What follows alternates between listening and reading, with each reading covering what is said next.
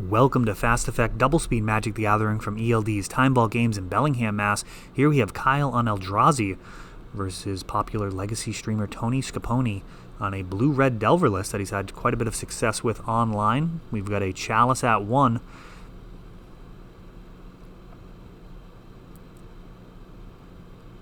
Being responded to with a Brainstorm off of Volcanic Island, indicating that perhaps he does not have a ton of options for lands in hand. He draws into more. Basic lands can be very good in this matchup. And he does have the Daze, a little bit of a tempo setback.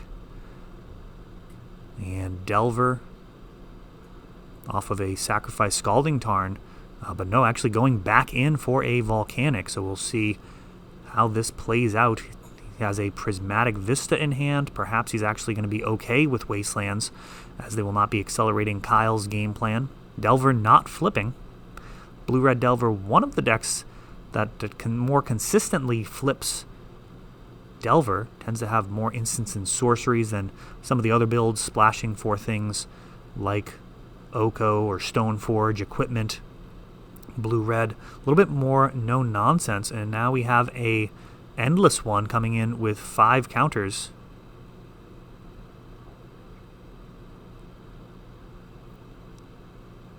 Eldrazi, Temple, Ancient Tomb, and a Cavern of Souls, making this guy uncounterable, as well as towering over this Delver of Secrets.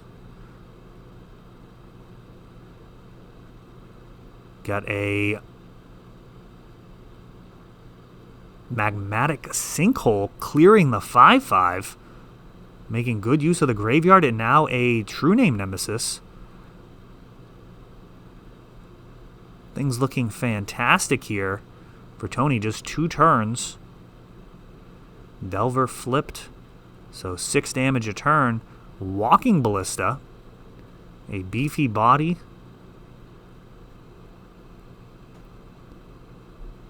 Will be capable of killing this Delver, but just a few turns away from dead to this True Name Nemesis.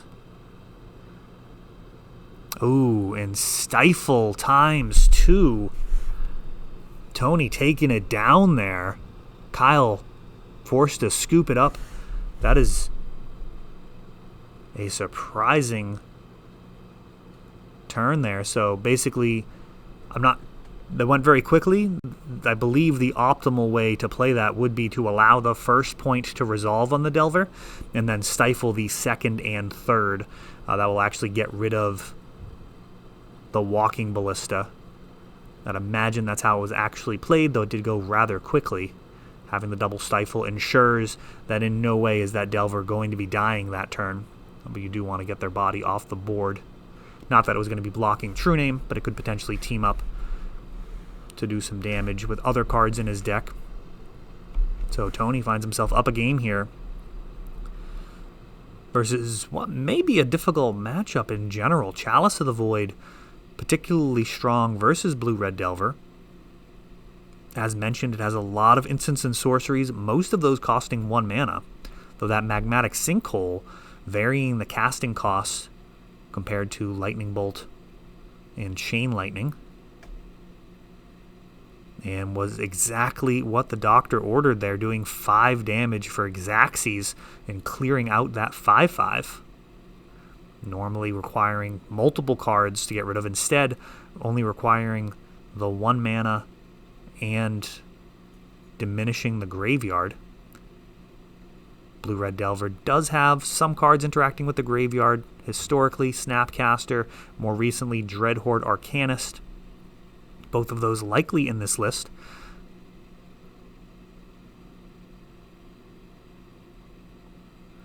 Dreadhorde Arcanist, really an engine in his own right when combined with all of these cantrips, as long as you can continue to get him turning sideways. And Eldrazi is probably one of the tougher decks to do that against. Every blocker in the deck, with the exception of perhaps Eldrazi Mimic or a very small Endless one, going to actually take him down.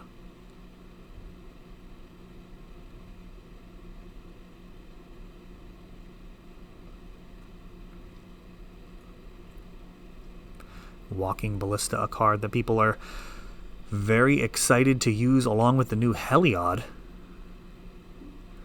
Though uncharacteristically, there's a little bit of negativity around it. Usually when there's new combos spoiled, people are just excited about them. There are some people that are kind of complaining that it may be too good, but aren't jumping at the opportunity to play it. We've got a basic island for Tony, but no threat to go along with it. Cavern of Souls from Kyle, along with this Blast Zone, are going to enable a Thorn of Amethyst, which can be countered and is not. Thorn, a real hindrance to this low-to-the-ground blue-red Delver list. Eldrazi Mimic off of Cavern. Kyle actually pointing that out. Another Cavern now. And turn past. Cavern of Souls does create some real feel-bads when you attempt to counter your opponent's spell that has been cast off of the Cavern creature spell. You can technically Force of Will targeting it. It just doesn't work out. We've got a couple of fetch lands. We're going to the bin here for Tony, and he is going to grab, it looks like, loading up on basics for a True Name Nemesis. Unfortunately, Blast Zone on board can actually answer this.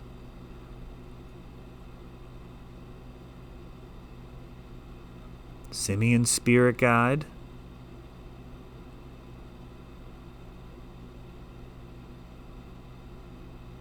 For, I believe, a Endbringer. That can let Kyle draw cards, can keep the board clear of X1s.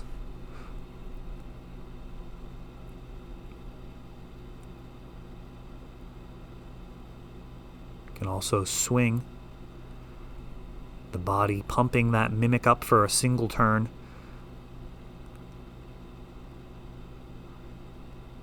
And Shattering Spree takes out the Thorn, paying an additional red, or an additional 1.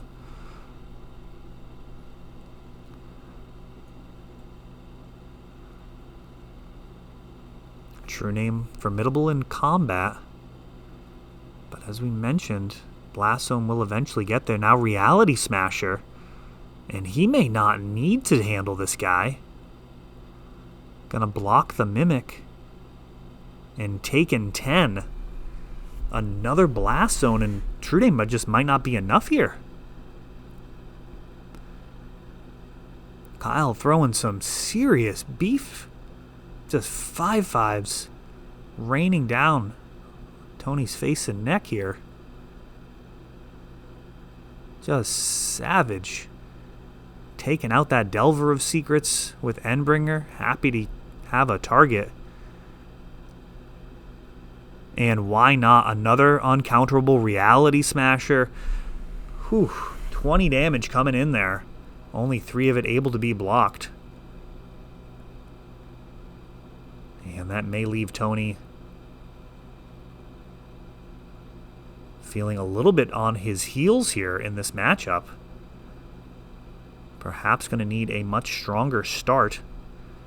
Something along the lines of Young Pyromancer, but even that wouldn't have helped out there. Often Young Pyromancer can kind of help you manage the board, creating 1/1 blockers or attackers as the game state allows. But there was an Endbringer. There were Reality Smashers with Trample. That felt very, very bad for Tony. See a Dead Gone in the sideboard. We'll just see if he can race. These Cavern of Souls also blanking any of Tony's counter magic.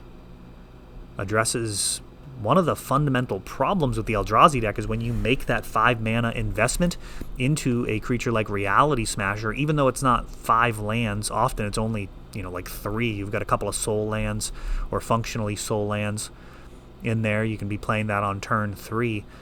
Even still, tapping out and having it countered with a Daze or even a Force of Will is a huge tempo shift. Eldrazi Mimic on the first turn. And I'll tell you, Tony would have loved to have a turn 1 Delver. Then he could easily Wasteland here and try and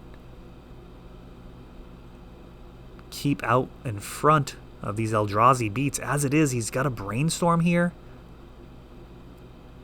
and he could be in very bad shape to some follow-up plays. Back to Basics and Blood Moon, cards that can be very good against Eldrazi if you can manage the board. Oh, and as I say that, he actually has the Waste. Force on this Thorn of Amethyst, powered out by the Wasteland. A Wasteland of his own, and now a True Name Nemesis, just like last game, facing down this Mimic. And again, a Reality Smasher.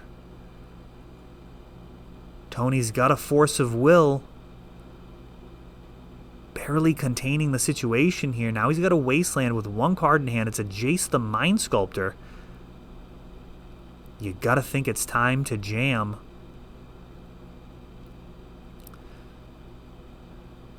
Kyle still has a bunch of cards. If you're going to leave that card in post-board, now is the time that you're going to want to cast it and start trying to draw ahead.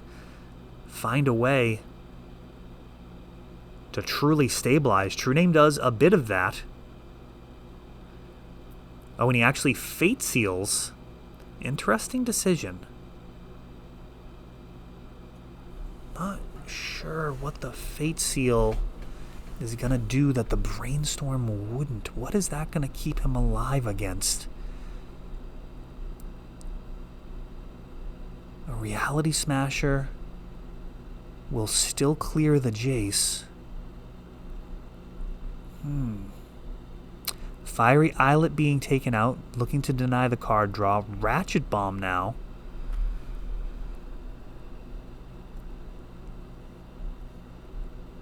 Perhaps Tony's played this matchup. I certainly haven't. Well, if he was going to continue Fate Sealing and try and actually just go for the win. Yeah, let me know in the comments if you can think of any reasons to Fate Seal there over the Brainstorm. It feels to me like Tony's down a card. Wasteland taking out that Ancient Tomb. Kyle's mana base looking less exciting now. And now we've got a young Pyromancer, which turns sideways.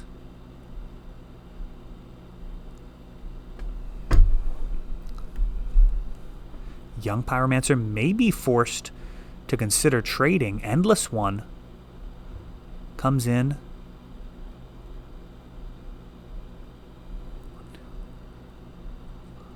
Five counters, so yeah, that young Pyromancer forced to die for the cause. Perhaps not worth getting in with that True Name. True Name staying home. A possibility that Ratchet Bomb creating some inevitability on the other side. Now Delver of Secrets and a Lightning Bolt clearing out the Eldrazi Mimic.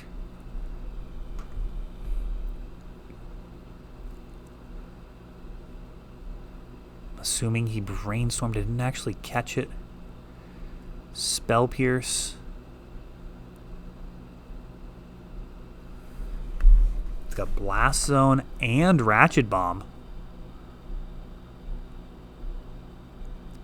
Brainstorm responded to with getting that Ratchet Bomb up to 3 counters. That's going to be able to clear this True Name Nemesis. Tony going to really need a Stifle here. Even if he has it, that Blast Zone ready to do the rest of the work.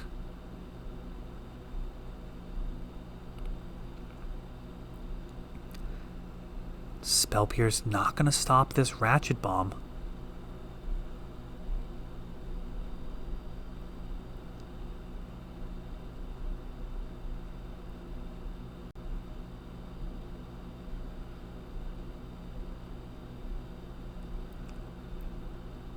Just going to go for it. Ratchet Bomb taking it out. Does he clear the Delver? He does, and now he can clear the Jace.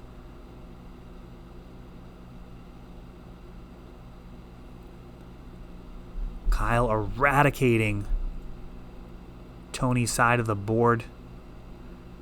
It's Eldrazi. Not quite an Annihilator trigger, but very similar in effect. Now Endless One coming down with 7 counters. And either one of these is going to be big enough to eventually close out the game, but together they give Tony just 1 turn to answer.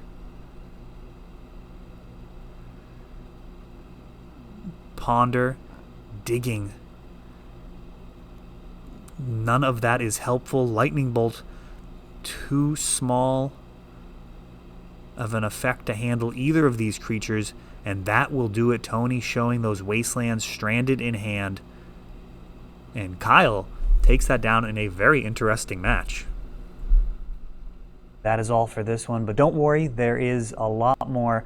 You can check out our older videos, and we're always putting out new videos from ELD's Time Vault Games in Bellingham, Massachusetts. If you want to help the channel, of course, you can like, subscribe, share, tap that notification bell so you can know the next time our new videos come out. Thanks for watching.